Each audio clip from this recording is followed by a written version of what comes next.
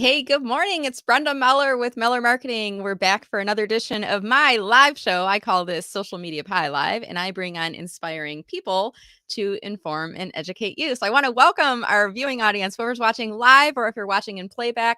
I'd love it if you could drop a comment below.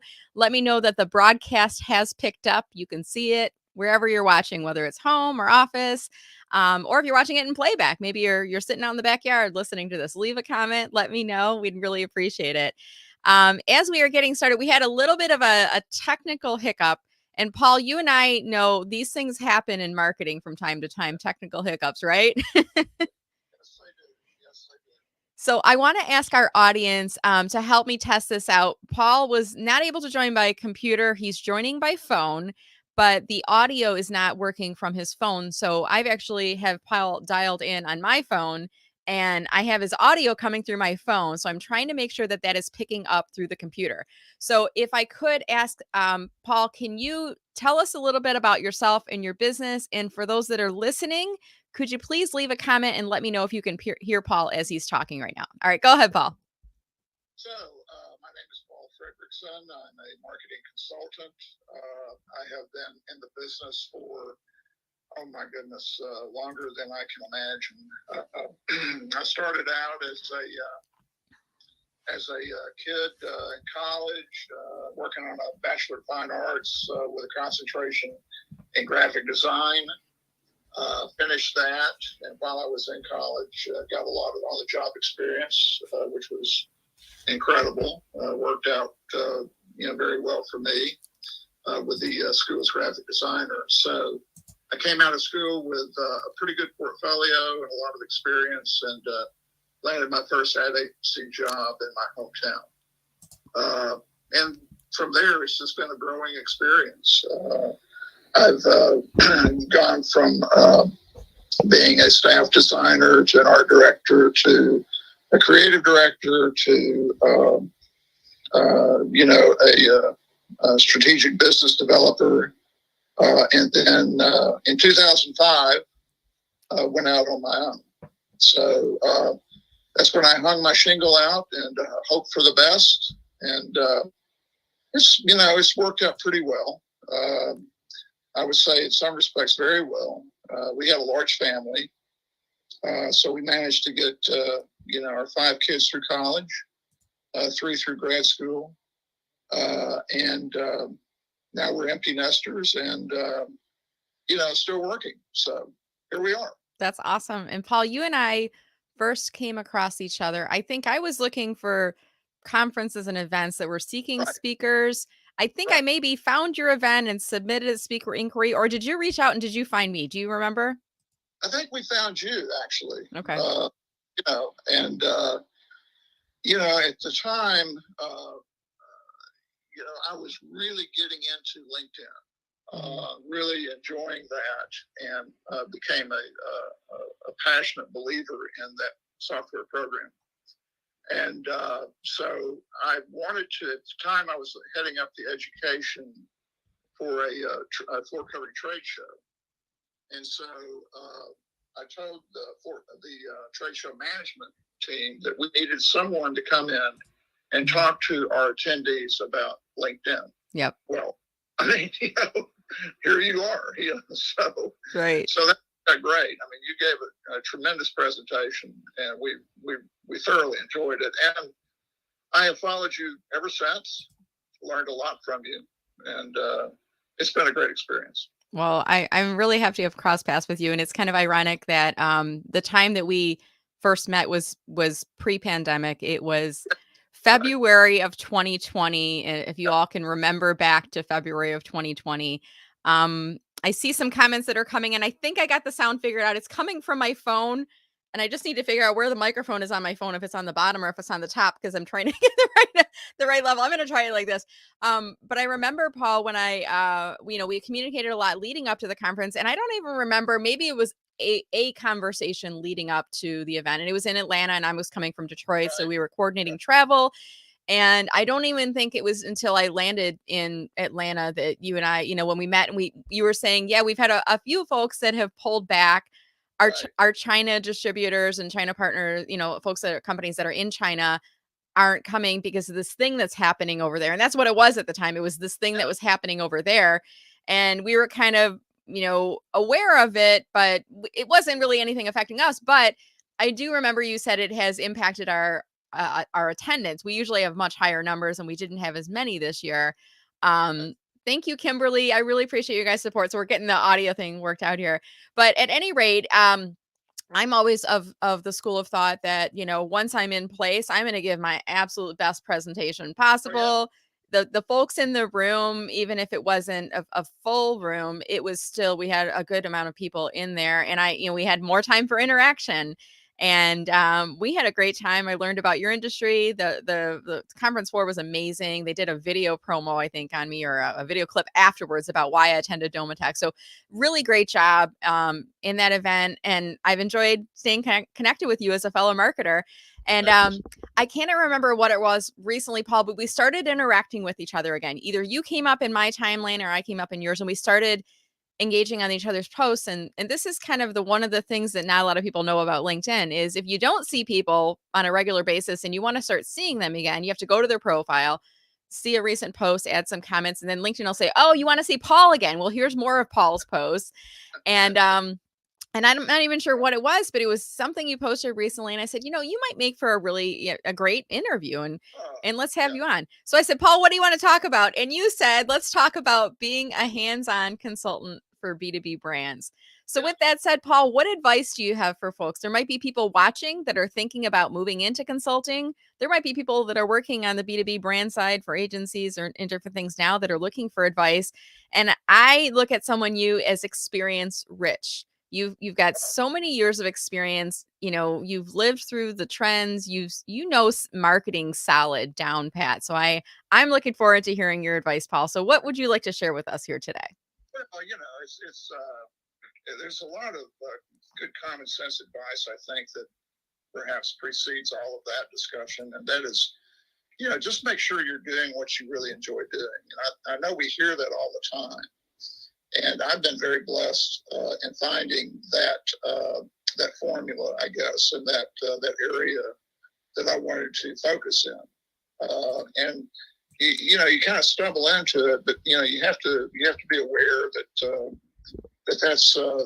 that's resonating with who you are and what you're about. So that when you get up in the morning and you go to work, it's more fun than work.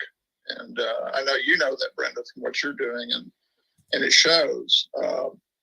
As there's an enthusiasm that you bring to it, and a passion and an energy that you just can't duplicate by anyone else. It's what I've done and to get to where I am in my career are a couple of key things, I think, that I'd like to share with the viewers. And there's really kind of 5 things. So I'll just kind of start with that, and let's see where that goes. Awesome. The first one is don't turn down anything. Okay.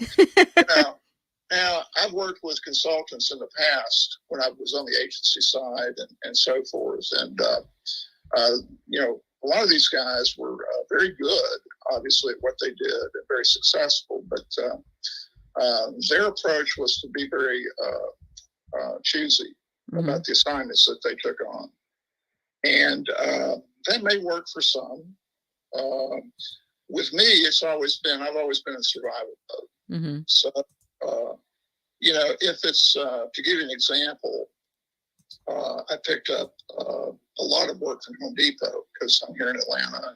And I cold called them back when I was with an agency and brought the account in, the portion of work that we did for them, and maintained it for about a dozen years.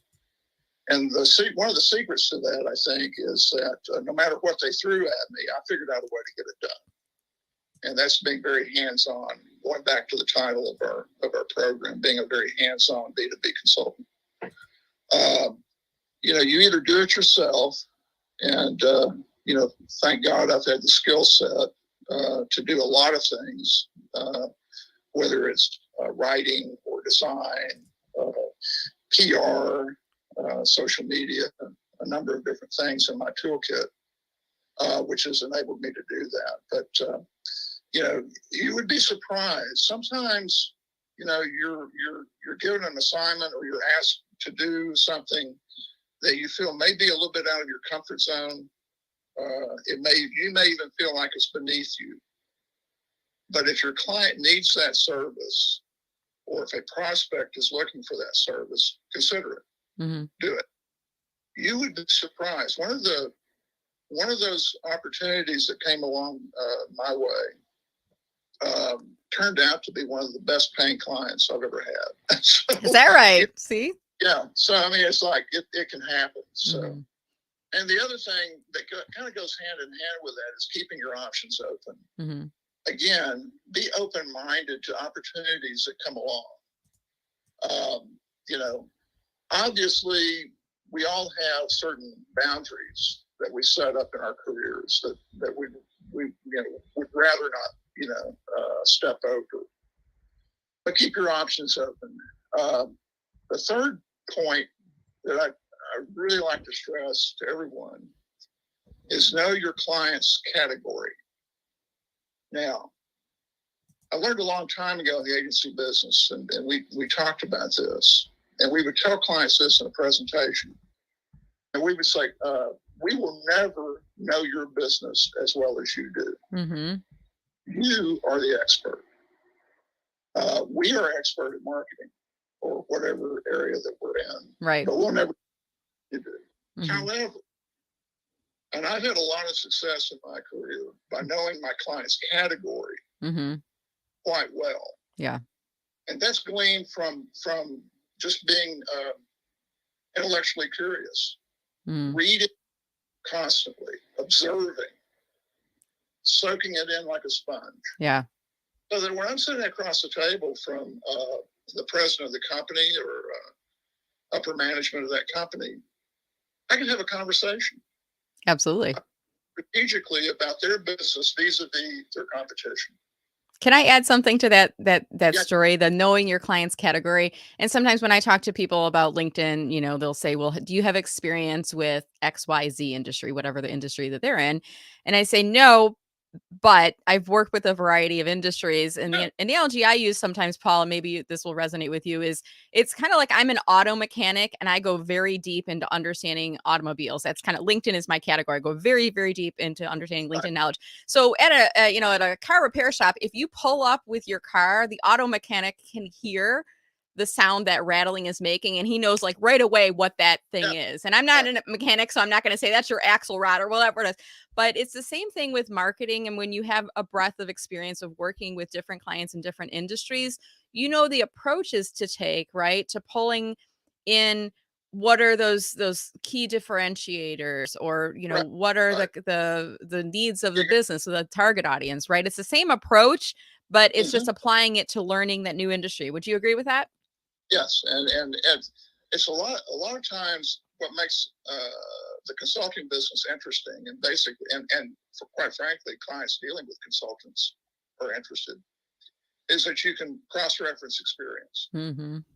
So let's say, and I put up a post on LinkedIn today about my old days at Abbott Laboratories, which is in the news now with baby formula and all of that stuff.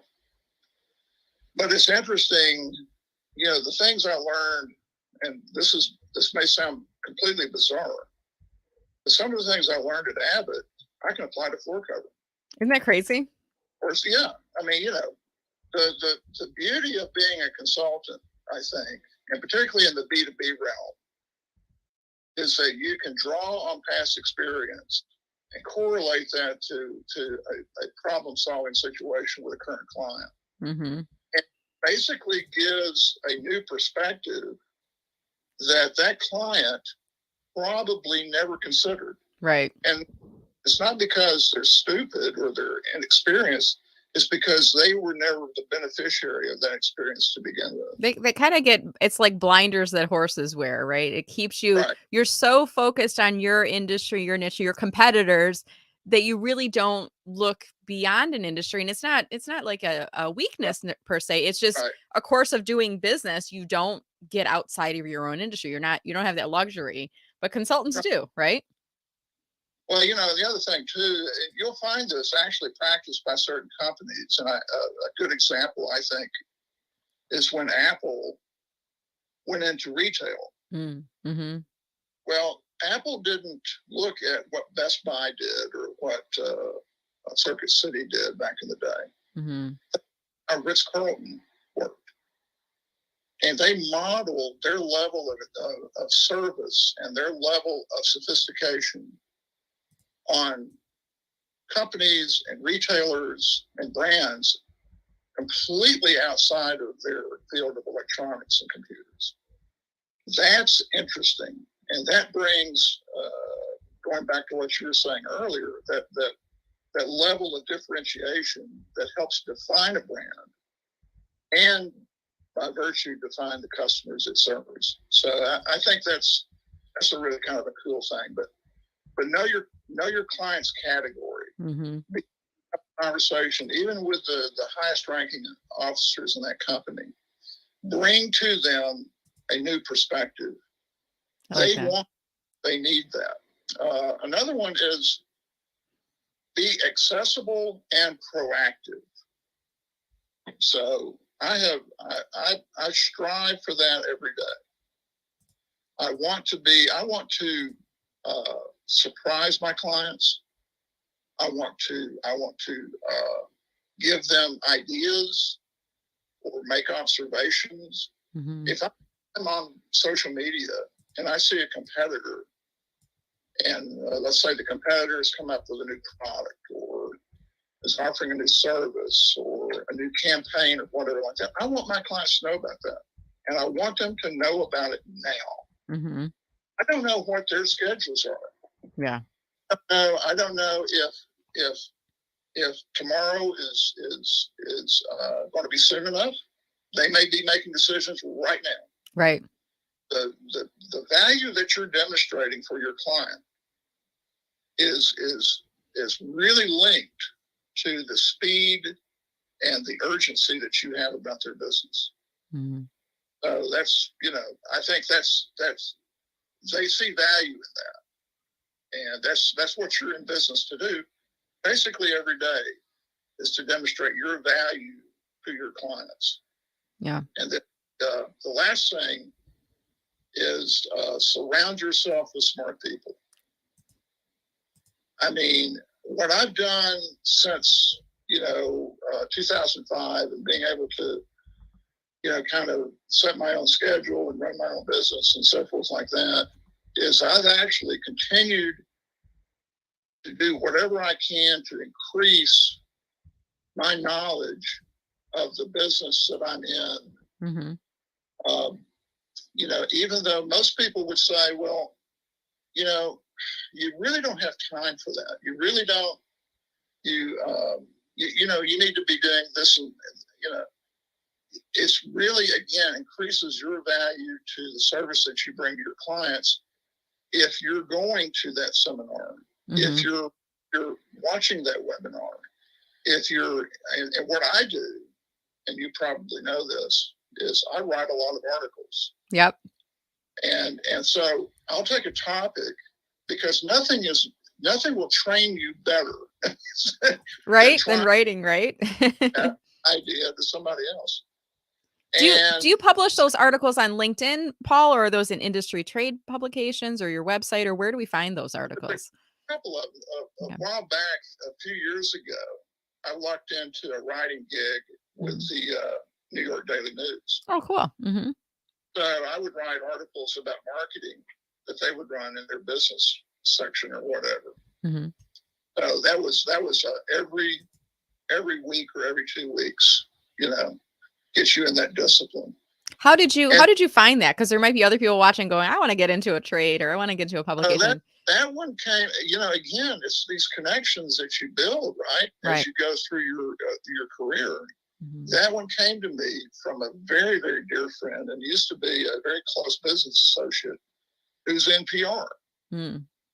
And so Daily News came to her and said, can you, we've got this topic And we'd really like to have an expert talk about this particular topic. Mm-hmm. And so she picked up the phone, called me, and said, here's an opportunity for you. I was at that time, I was completely inundated with work. I mean, I was didn't really have time for it, but I made the time, and fortunately, it took off. I mean, I was quoted on articles about the Super Bowl. Wow. I was quoted an article by the New York. Then the New York Times picked it up, and I was quoted in an article about Steve Wynn. Stuff like that. So again, going back to my first precept, don't ever turn anything down. Right, right. So that's that one worked. That one worked really well. But I've also joined a group which I would urge the viewers to make a note of. Mm-hmm. And it's a newsletter called Branding Strategy Insider. Okay, I'm going to grab the link and drop it into comments as you're talking. Yeah. Go ahead. Branding Strategy Insider. Branding Strategy Insider. Okay. And again, it's run by a very, very dear friend who started a consultancy, a brand consultancy called the Blake Project. Mm-hmm. So check out the Blake Project and check out Branding Strategy Insider. I'm going to share this screen real quick here, Paul, because maybe you can tell us how to navigate or how you navigate when you go to that site. So here's the Branding Strategy Insider on here. So tell us, so is this like a collection of articles related to branding, or what are we looking at here? So what I do, if even now, if I'm writing something on a particular topic, I'll just go up to this little search thing, and I'll type in the topics. Let's say I want to learn more about brand architecture. Okay. Or more about brand development or whatever. Okay. And it'll be an assortment of articles that they archived over the last several years, and then you can just scroll through it, find something that you like, and go from there. Cool. I'm just trying to, I'm typing it in and I misspelled it, I think twice, but here, let's see. No results found on here. I'm trying to type with one hand because I'm holding my phone up on the other. And if you joined us late, no, you're fine. And I love giving people kind of the behind the scenes and explaining what's happening, because that's part of my shtick, part of my brand is explaining. I pull the curtain back. So when we first joined with Paul today, we were having some difficulty with getting his laptop to connect to StreamYards. And I said, well, let's try your phone. And the phone worked, but the audio, he couldn't get on audio from the phone. I said, well, and we had each other's cell phone numbers. So we were talking on cell. I said, I'm going to use your cell phone. And when we first started the interview, I had the phone laying on the desk and people were saying it's too far away, we can't hear. And now I'm holding my phone up like right in front of the microphone here. Because as marketers, you got to make do. Sometimes you got to be creative. I'm pulling all the things together. You got to be smart, right? You got to do all the things Paul was talking about, improvising, right? So I'm typing with one hand as I'm pulling links up, and I did fix my typo. So I see here there's some articles on brand architecture in here. And do folks submit articles to here, or how do you get yourself on this site? Do you know anything about that process? You would send it. Yeah. Now I wish I could tell you, because I've never had to do that, because I was selected by Derek Day. I think he just on the first page, I think some of his articles were on there. Yeah, Derek is the managing editor, and Derek, this goes back again to making the right decision at the right time. So at the time, the Blake Project was having what they call unconferences on branding, and so I got the money together and flew out to San Diego and went to his unconference, and we became great friends. And then he knew that I was writing for the Daily News, and kind of one thing led to another. So awesome. I've sort of fallen off the wagon a little bit of late. I haven't been terribly current with my submissions to him, but he's been very gracious, and he knows his stuff. So. Very cool. Well, I just dropped the link into the chat on LinkedIn. And if you're watching the YouTube, I'll put it in the description for folks later to check out. I haven't heard of this site yet, so I'll have to look them up. And I'm assuming they probably have a page or a presence on LinkedIn too. Is that fair to say? Yes, they have they're on all social media. Okay. So cool. Well, I'll definitely check them out. the thing about it is, and I guess to kind of tie a bow on all of that is, consultants need to be decisive in their recommendations, and they need to think strategically. Again, my experience has been the level of clientele that I've worked with a lot over the last 15 years. They get extremely tactical very fast. Mm-hmm.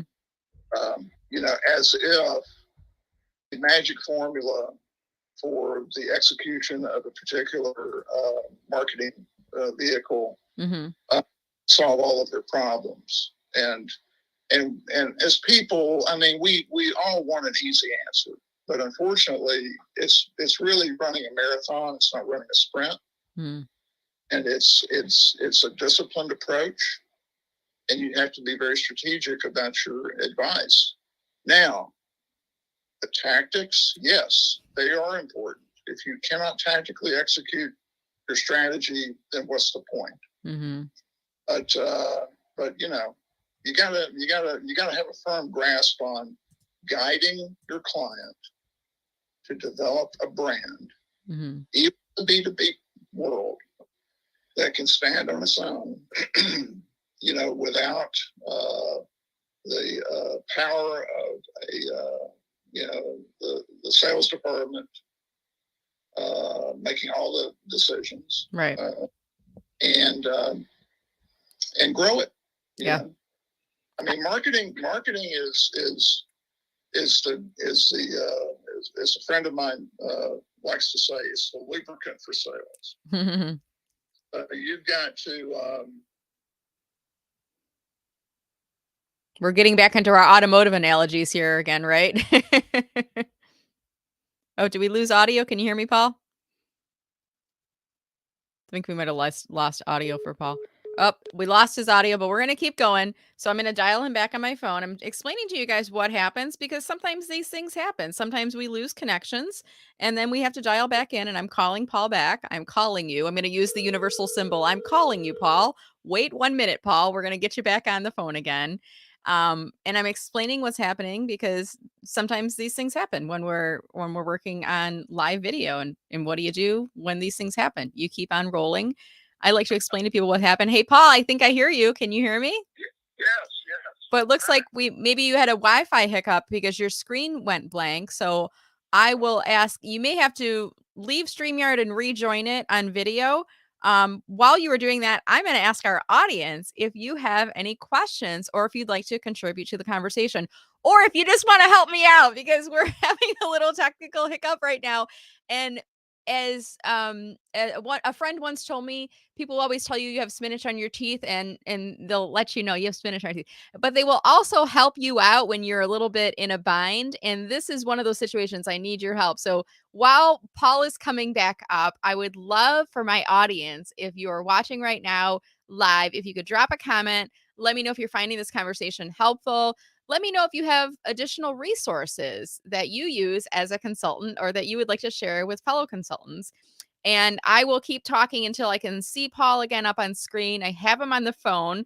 The call is still connected, and he's going to come up on screen again here. And we're going to start to wrap in about the next probably 10 to 15 minutes here. But I do want to see, if you're watching live, if you have any questions or if there's anything you'd like to add to the conversation.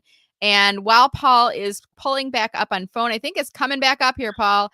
I did see a couple of comments that came in earlier, and one question from Joey. Joey's wondering, Paul, it sounds like you got a lot of industry knowledge. Have you ever had to deal with imposter syndrome? Because you strike me as the kind of person who's confident in delivery and experience and everything that you do, Paul. Have you ever struggled with imposter syndrome?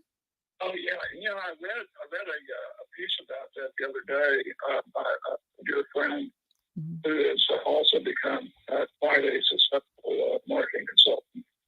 And it's a very interesting job. I don't think I have, and I don't know what that says about me. Am I too stupid?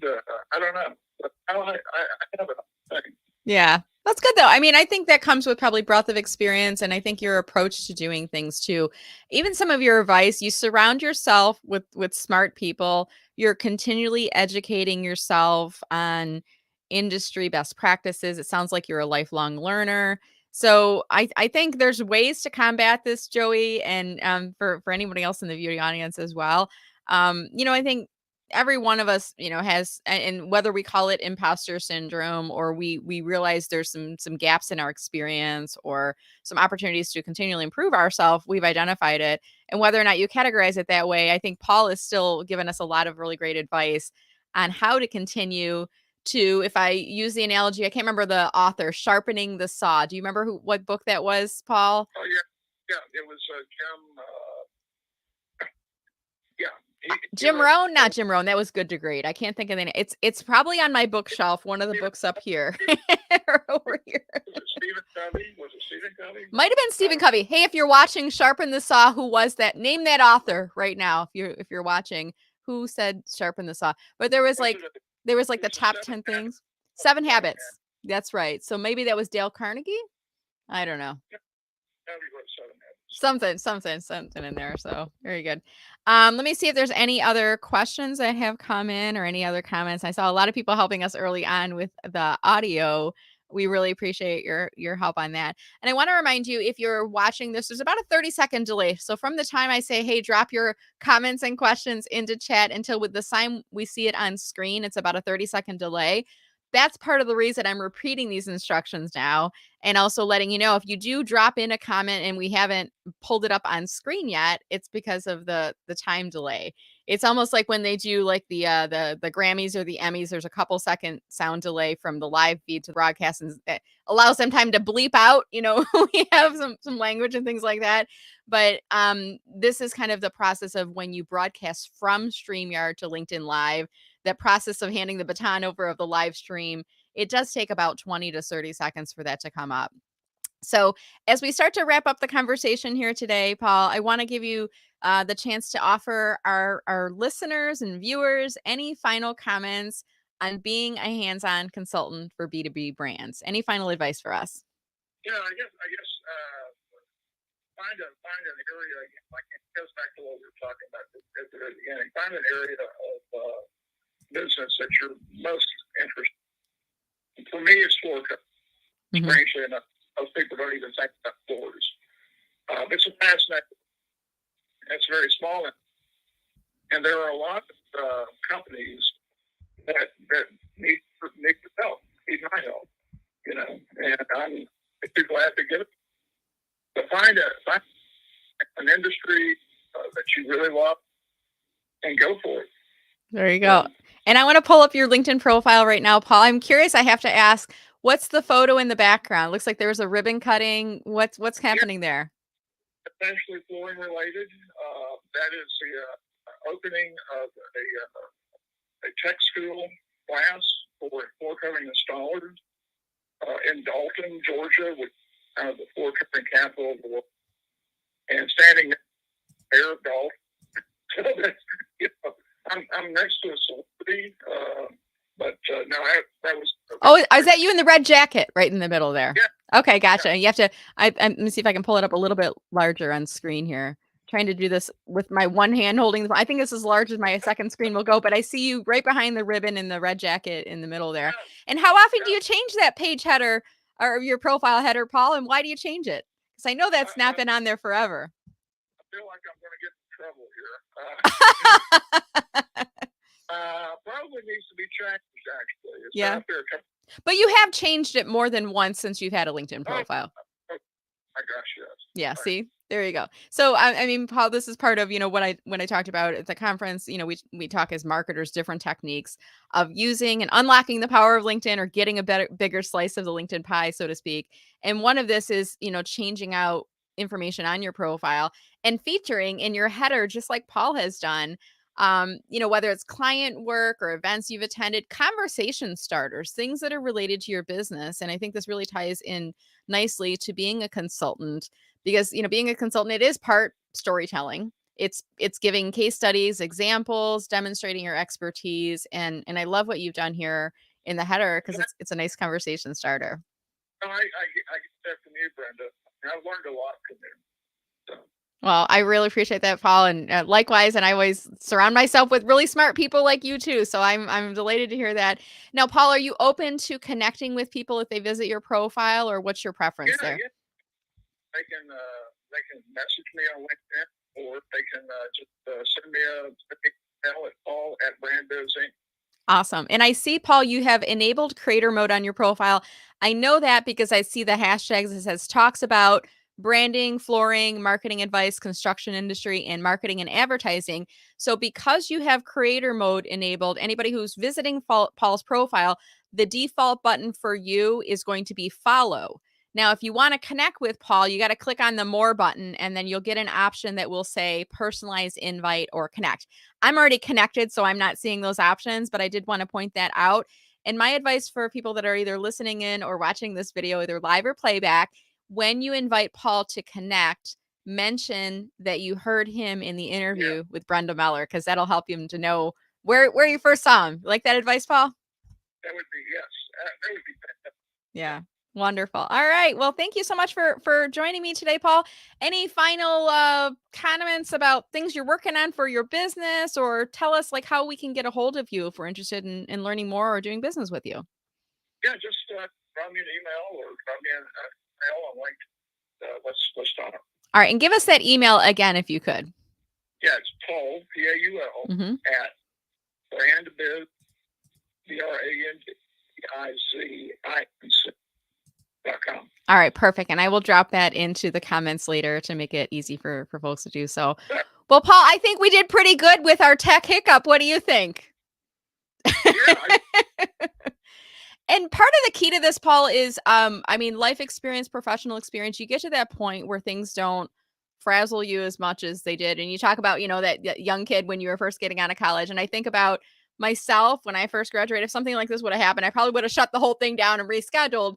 But now it's like, no, this is experience. This is content. This is like, let's show people that we don't get frazzled by going through, and let's show them how expert we are at our jobs and the fact that we can pull through, because the reality is this is what happens in the real world when you're working with your clients too, right? Things happen, hiccups happen, and you can't just reschedule with the clients if you're in the middle of a live event. You got to find a way to work it through, right? And the other thing too is it happens to everybody. So. Yeah. I think people, that's a good point. I think people appreciate when the experts, I'm using air quotes with one finger, when the experts, quote unquote, when it happens to them too, because they know we're real people. And I think you can learn from others. So thank you for being patient as we work through our tech hiccups. And we use this as a learning experience for our class, so to speak, today, Paul. Right. All right, guys. Well, thank you again, Paul, for joining me. I look forward to seeing you at more events in the future. Are you doing any conferences or anything coming up right now in the future? Some in the fall. And that's when things really start cranking up in the cooling period. Wonderful. Well, it seems like conferences are starting to return now, so it's exciting to see. And hopefully I'll see you on the conference floor, or maybe on the conference stage at some point in the future too, Paul. Yeah. Awesome. Well, I want to remind our viewers as we're closing out our conversation today, as soon as the video is done playing, could you do me a favor? Go back to my activity feed, and underneath the video, after it's done, you'll see a share icon.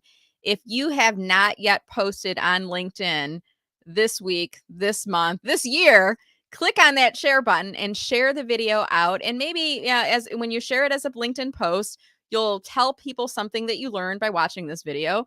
And also tag Paul in your post. You do a little tag Paul Friederichsen, and it'll give him a notification that you've talked about him in the show, which helps his visibility. That's my way of paying my guests, is by giving them more and more visibility.